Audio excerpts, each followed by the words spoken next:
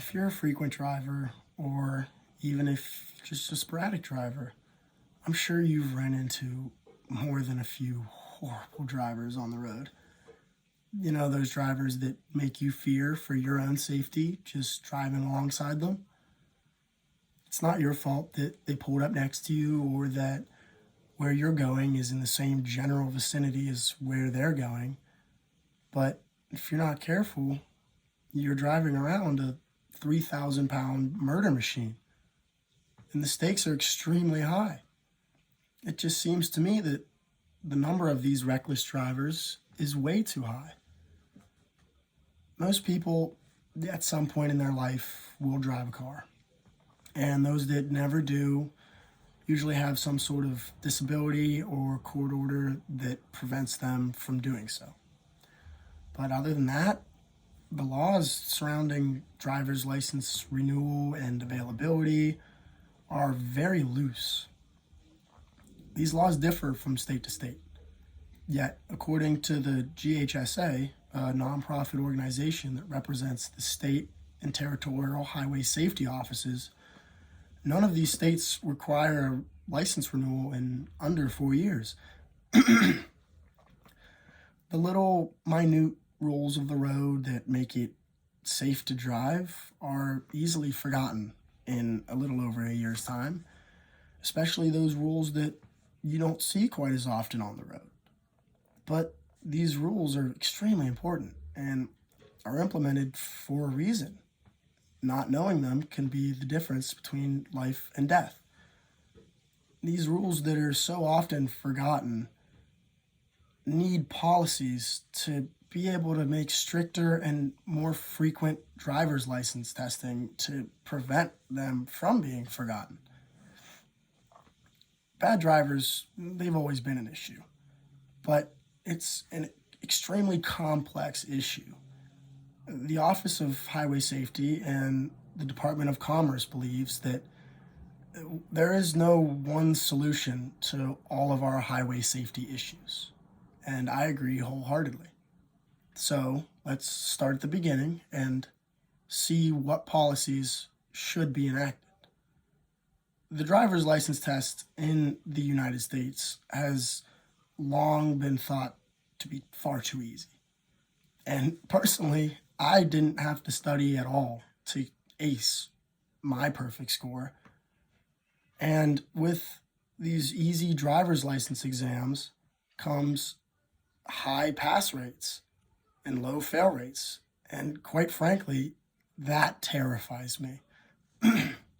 One state in particular, Utah, actually has an open book, yes, an open book driver's license exam, as if drivers just have that book with the rules sitting in their passenger seat for them to look at while they're driving.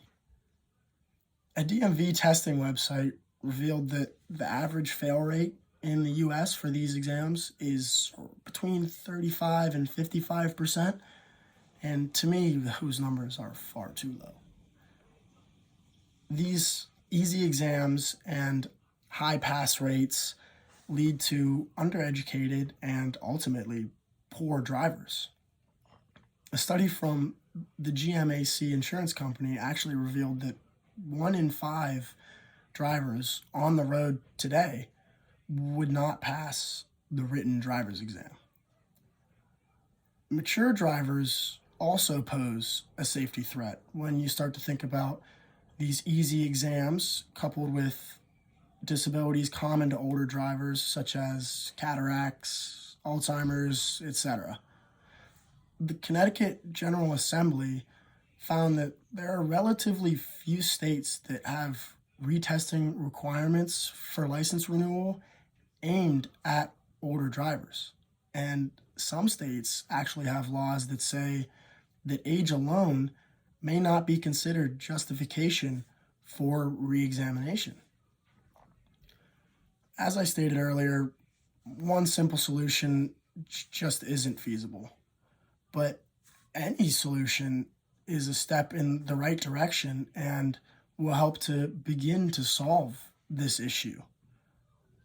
The Claims Journal has a state-by-state breakdown of the driver's license renewal restrictions.